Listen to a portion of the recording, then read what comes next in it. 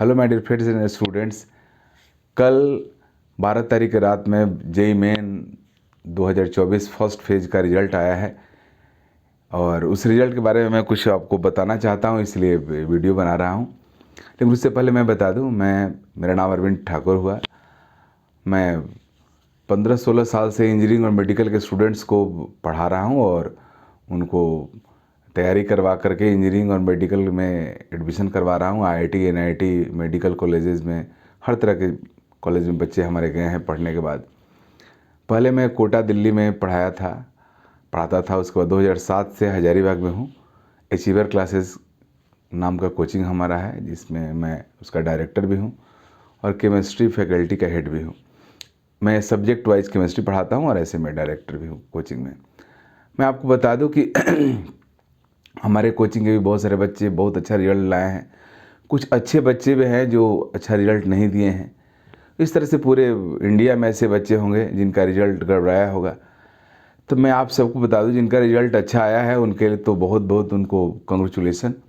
जिनका रिजल्ट गड़बड़ हुआ है उनको भी टेंशन लेने की ज़रूरत नहीं, अफ्रेड होने की ज़रूरत नहीं है। जेई मेन एग्ज़ाम की सबसे अच्छी बात यह है कि आपके पास एक और मौका है। मैं JEE Main first page exam शुरू होने से पहले भी वीडियो बनाया था, ये बात बोला था। एक और मौका है जो अप्रैल में शुरू होगा, जिसमें आप एग्ज़ाम दीजिएगा जेई मेन का, और उसमें आप बहुत अच्छा कर सकते हैं। खास करके जो बच्चे अभी 12th का एग्ज़ाम देने वाले हैं, 12th बोर्ड का एग्ज़ाम दे रहे हैं, सीबीएसई बोर्ड के जो स्टूडेंट्स हैं उनका 22 एग्ज़ाम शुरू हो रहा है प्रॉपरली। जैक बोर्ड के एग्ज़ाम स्टूडेंट एग्ज़ाम दे रहे हैं। स्टेट बोर्ड का अलग अलग टाइम रहता है, बट सीबीएसई बोर्ड की बात कर रहा हूँ। तो वो बच्चे अभी बोर्ड पे फोकस करें पूरी तरह से, क्योंकि बोर्ड 12th बोर्ड का मतलब हुआ पूरा 12th का सिलेबस आपका कंप्लीट हो जाएगा। तो आप बोर्ड पे अच्छे से फोकस करो कि बोर्ड में आपको 95% का लगभग नंबर आए। और ये नंबर फेच करना बेहद आसान काम है। जहाँ भी आप पढ़े हो वहाँ पे उसके नोट्स को, सर के नोट्स को प्रॉपर पढ़ो और एनसीईआरटी बुक को, केमिस्ट्री में खास करके एनसीईआरटी बुक को अच्छे से आप रिवाइज़ करो।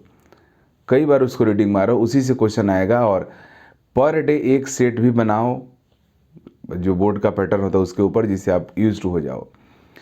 और बोर्ड के एग्ज़ाम 12 तारीख को कंप्लीट होगा। उसके बाद से आप जेई मेन पे भिड़ जाओ। 12 मार्च से लेकर के अप्रैल में तक, 4-5 अप्रैल 4 तक आपके पास टाइम है। इस 20-22 दिन में आप जिसके भी अंडर में आप प्रिपरेशन करना चाहते हो करते हो, उसके अंडर में करो। हम लोग भी यहाँ पे अचीवर क्लासेस के तहत कोचिंग करवा रहे हैं बच्चों को।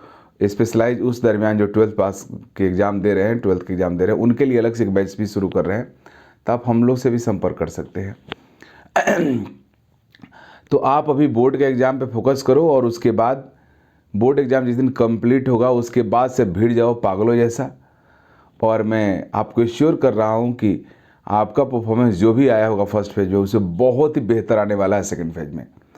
और इस तरीक़ा से आप मोटिवेट रहो, आप उसको टेंशन नहीं लो। मेरे कितने सारे स्टूडेंट्स हैं जो लास्ट ईयर फर्स्ट फेज में लाए थे आपके 90, 80 से कितने। ये 2 बच्चा था, ऐसा भी था जिसका 70 परसेंटाइल था, लेकिन सेकंड फेज एग्ज़ाम में उसमें मैक्सिमम बच्चों का 98 परसेंटाइल से ऊपर आ गया। क्योंकि आपका प्रिपरेशन प्रॉपर एक लेवल में है। कुछ मिस्टेक्स होने की वजह से, प्रॉपर नहीं करने की वजह से, कुछ कन्फ्यूजन होने की वजह से और वेल प्रैक्टिस नहीं होने की वजह से, यूज टू होने के नहीं की वजह से आपका ये प्रॉब्लम होता है। और ये सारे प्रॉब्लम ख़त्म हो जाएगा अगर आप प्रॉपर गाइडेंस में प्रिपरेशन करोगे और प्रैक्टिस करोगे। जो एक्सपर्ट है उनसे डाउट अपना क्लियर करोगे। इसलिए किसी न किसी के अंडर में आपको करना चाहिए फिजिकली। अब कुछ बच्चे हैं जो बहुत ज़्यादा कॉन्शियस है, तो ऑनलाइन से वो कुछ कर सकते हैं, लेकिन उनका परसेंटेज बहुत कम है। आप अपने आप को पहचानो, दूसरे से कंपेयर ना करो। अब रही बात जो बच्चे 12th का एग्ज़ाम दे चुके, मेरे जो 12th पास आउट है टारगेट हैं, उनका भी बहुत सारा बच्चों का रिजल्ट अच्छा नहीं हुआ है। तो उसके पीछे रीज़न है कि टारगेट वाले बच्चे जहाँ भी पढ़ रहे हैं उनका पूरा सिलेबस कंप्लीटेड नहीं रहता है फर्स्ट फेज एग्ज़ाम तक, इसलिए उनका परफॉर्मेंस थोड़ा डाउन रहता है। अब उनका एक सिलेबस पूरा फरवरी में कंप्लीट हो जाएगा। अब उनके पास 1 मंथ कंप्लीट मिलेगा आपको। आप पूरी तरह से लग जाओ और एकदम गारंटी दे रहा हूँ। पिछले साल मेरा एक स्टूडेंट था जो अब फर्स्ट फेज में 92% लाया, सेकेंड फेज में 99.34 परसेंटाइल लाया, बाद में जाइए एडवांस भी किया। तो आप सब इस बात को समझिए कि जो एग्ज़ाम हो गया उससे आपका क्या रिजल्ट बहुत अच्छा है, बहुत अच्छी बात है। फिर आगे का आप एडवांस का प्रिपरेशन कीजिए। अगर रिजल्ट आपके एक्सपेक्टेशन से नीचे हैं तो ना अफ्रेड होना है ना फ्रस्ट्रेट होना है, आपको स्ट्रेटजिकली आगे बढ़ना है। क्या क्या प्रॉब्लम, ऐसा क्यों हुआ, उसको अपने टीचर से मिलो और फिर उसके अकॉर्डिंग जो डाउट है, जो प्रॉब्लम है, उसको सॉर्ट आउट करो। लेकिन मेरा क्लियर है, रेगुलर प्रैक्टिस बहुत ज़रूरी है और फुल टेस्ट। इसलिए हम लोग भी यहाँ 15 मार्च से अपने कोचिंग में फुल टेस्ट ही मैं शुरू करूँगा। मैं केमिस्ट्री का सिलेबस में यहाँ पे अपने बच्चों को कंप्लीट करा भी दिया हूँ, तो पूरा फुल से। इसलिए फिजिक्स और केमिस्ट्री मैथ तो फुल सिलेबस का टेस्ट दीजिए। जो डाउट होता है उसको क्लियर कीजिए। अगर पूरा सिलेबस पढ़ लिए हो तो रिवीजन जो होता है, रिवीजन ऐसा करोगे तो पूरा ज़िंदगी रिवीजन करते रह जाओगे, कभी कंप्लीट नहीं होगा। लेकिन फुल सिलेबस टेस्ट दीजिए, क्योंकि एग्जाम में फुल सिलेबस से आता है क्वेश्चंस। जो टॉपिक का क्वेश्चन आपसे नहीं बन रहा है उस टॉपिक को रिवाइज कीजिए, उस टॉपिक को आप एक्सपर्ट से कंसल्ट कीजिए। एक तरह रिवीजन का सबसे बेस्ट तरीका है, और ऐसा कीजिएगा तभी आपका रिजल्ट बहुत अच्छा होगा। और मैं कितने ऐसे स्टूडेंट को देख रहा हूँ जो मोटिवेट रहने से, प्रॉपर उनका गाइडेंस उनको मिलता है, अच्छे टीचर के कांटेक्ट में हैं, तो उनका परफॉर्मेंस फर्स्ट फेज में जो भी रहा हो, सेकंड फेज में गारंटेड बहुत अच्छा होगा। इसलिए बी पॉजिटिव, थिंक पॉजिटिव और मेहनत करो। मीन्स लेबर का कोई अल्टरनेटिव नहीं है। और अपने आप को एक्सपोज कीजिए। आप अपने आप को झूठ-मूठ के बेवकूफ़ न बनाइए।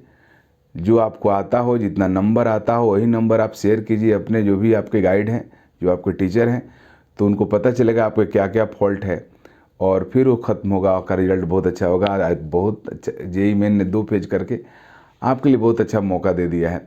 आप पेरेंट्स से अपना बात कीजिए और फिर उनसे भी शेयर कीजिए प्रॉब्लम है वो, और अगला एग्ज़ाम आपको पक्का अच्छा होगा। तो best of luck, thank you.